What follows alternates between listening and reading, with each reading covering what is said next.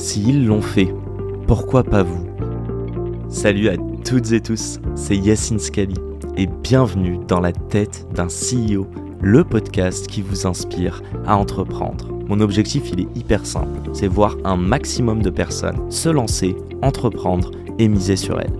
On sort une interview tous les lundis, donc n'hésitez pas à vous abonner dès maintenant. Et pour nous soutenir, ça vous prend 30 petites secondes. Je vous demande de nous laisser une note et un commentaire sur les plateformes d'écoute de votre choix. Encore une fois, un grand merci de nous écouter et n'oubliez pas, s'ils l'ont fait, pourquoi pas vous?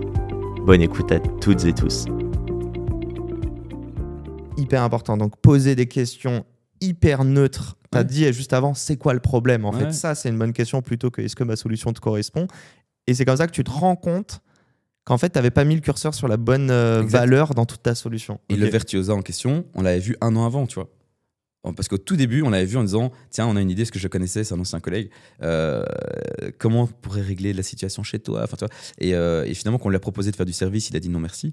Et c'est quand on lui a montré qu'on avait une plateforme qui était déjà live, parce qu'on avait déjà des clients directs, on avait fait un projet, tu vois. On lui a montré après un PowerPoint, voilà comment ça fonctionnerait si on sort ça de la plateforme d'intégration. Et puis après, voilà, on a essayé, ça marchait. Penny Lane, c'est Arthur Waller sur LinkedIn, je le ping en disant tiens, je vois que vous avez des intégrations. Je ne connaissais pas Penny Lane. Et j'allais dire, et lui, il ne te connaissait pas? Je ne connaissais pas. Tu vois, moi, j'étais en Belgique, voilà, je vois des intégrations sur son site. Et en fait, à cette époque-là, pendant 6 mois, j'ai fait de l'outbound en suivant de même test, le test de maman. Ah, ça me parle. C'est quoi? Attends, c'est incroyable. Donc, si jamais tu veux lancer un projet, il faut passer par là. Tu dois lire ce truc. Tu tapes ça PDF gratuit en ligne, tu l'as. Le test de maman, en fait, c'est une manière de poser des questions. C'est une manière de faire une interview pour faire du discovery. Parce que si tu arrives avec toute ta volonté, ton énergie dans le call, tu biaises en fait. Tu dis, ben voilà ce que j'ai, est-ce que c'est bien? Le mec, devant toi, il va te dire, il n'ose pas dire que c'est pas bien. Et en fait, c'est comme ta maman qui te dirait, c'est bien mon fils, tu vois. Et donc, en fait, il ne faut pas faire ça. Il faut arriver en disant, en entonnoir, essayer de poser des questions les plus ouvertes possibles, sans rien pousser, pour découvrir le problème de ton interlocuteur. Et quelquefois, ton problème va être le problème qu'il va te dire est complètement différent que ce que toi tu veux faire. C'est pas grave, tu recommences. Et donc, c'est en faisant des mêmes tests pendant 6 mois qu'à un moment, je suis arrivé devant notamment Dominique Pellegrino et Arthur Waller. Et puis Arthur m'a dit les intégrations, on parlait de ça de manière générale. Il m'a dit c'est les caisses. Je veux me connecter à des caisses, c'est le bordel, j'y arrive pas. Les caisses enregistreuses. Les caisses enregistreuses, ouais. Pour les restos surtout à l'époque. Et puis du coup, nous, on a une plateforme.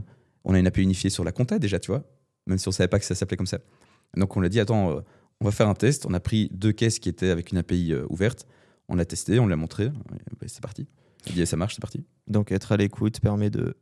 J'ai même pas envie d'appeler pivoter, j'ai juste envie de dire d'ajuster. Et c'est un ajustement. De viser droit dans le mille. On a créé la boîte du coup après, tu vois. Donc tout ça s'est passé en février-mars 2022.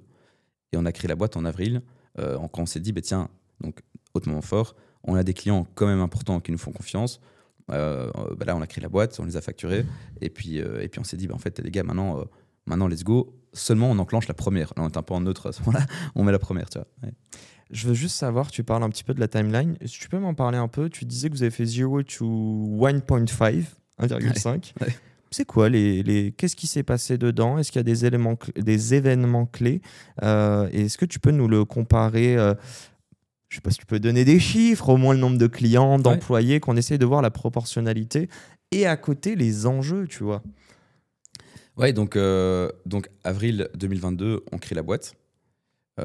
Du coup, on avait fait tout un travail avant. Moi, j'ai quitté mon taf en août. Enfin, le temps que je le quitte vraiment, je crois qu'on était déjà en octobre. On va dire octobre 2021. Là, je fais le même test. Donc, premier client vraiment validé, on va dire mars. On crée la boîte en avril 2022. Et de avril 2022 à décembre, je crois qu'on était finalement les 3 cofondateurs, genre un stagiaire, un dev, tu vois, vraiment tout petit. Donc très tech. Très tech, ouais. Que toi qui vends, ouais. C'est moi qui vends, même peut-être 2 devs à ce moment-là. Et on n'avait que 6 clients, dont les 2 premiers, Virtuosa et Penny Lane. Et je me demande même si je compte pas les faux clients, toi, ceux qu'on avait encore, tu vois, de la première plateforme. Là, je sais plus trop. En tout cas, on avait peu de clients, mais aussi on avait peu de partenaires, on avait peu de connecteurs.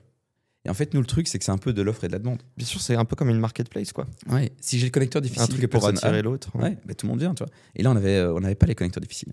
Et je pense qu'un tournant s'est passé 1 an après, en avril. Mais donc, c'est quand même dur, parce que pendant 1 an, t'as presque pas de clients qui te payent rien parce que ta plateforme est encore jeune et souvent on n'ose pas, les entrepreneurs quand ils commencent n'osent pas facturer le prix qu'ils valent vraiment.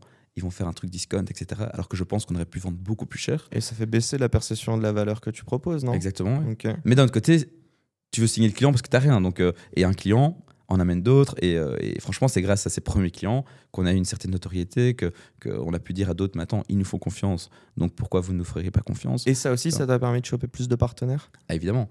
Et, du coup, c'est notamment grâce à eux. Toi, imagine Penny Lane disait à des caisses, en fait, c'est pas moi je veux m'intégrer à vous, mais c'est pas moi qui le fais, c'est Shift. Mais à ce moment-là, nous, on crée notre API de caisse. Donc, notre API de caisse, on a pu la proposer à d'autres. Et donc, ça ouvre un nouveau marché ou exactement. Une nouvelle persona type que vous allez cibler. Et du coup, ça a pris 1 an plus tard, tu vois. On avait que, je ne sais plus dire exactement les chiffres, on avait assez peu de clients. Et puis finalement, je pense que fin 2000... Donc, on a fait une levée de fonds un peu après la création de la boîte. Mini levée de fonds. 2022 ou 23 2022. Ok. Mini levée de fonds parce que ça faisait 1 an moi, que je ne m'étais pas payé, tu vois. Et donc, on n'avait pas grand-chose. Donc, c'est pour se payer le salaire minimum et pouvoir survivre aussi personnellement. Et puis après, on a continué à construire la boîte sur cette petite levée de fonds. Ouais. Et puis du coup, c'est en 2024, 2 ans plus tard, qu'on a fait notre vraie levée de fonds, entre guillemets, de 2,3 millions à ce moment-là. Et on était à, je dirais qu'on a commencé à une dizaine de personnes. Dizaine en 2024 ? Ouais, on était genre 15, je crois. C'est fou. Ouais. Donc là, vous avez doublé en 1 an ? Ouais, doublé, triplé même. Ouais, vous êtes à quoi, presque une trentaine? Là, on est 28, ouais, on va être 30 fin d'année. C'est la fin de cet épisode. S'il vous a plu, prenez 30 secondes pour nous laisser un commentaire et une note sur la plateforme d'écoute de votre choix. On a encore des dizaines d'épisodes en stock, donc je vous laisse fouiller. Et d'ici là, n'oubliez pas, s'ils l'ont fait, pourquoi pas vous? Encore une fois, un grand merci de nous avoir écoutés et à très vite pour un nouvel épisode. Ciao.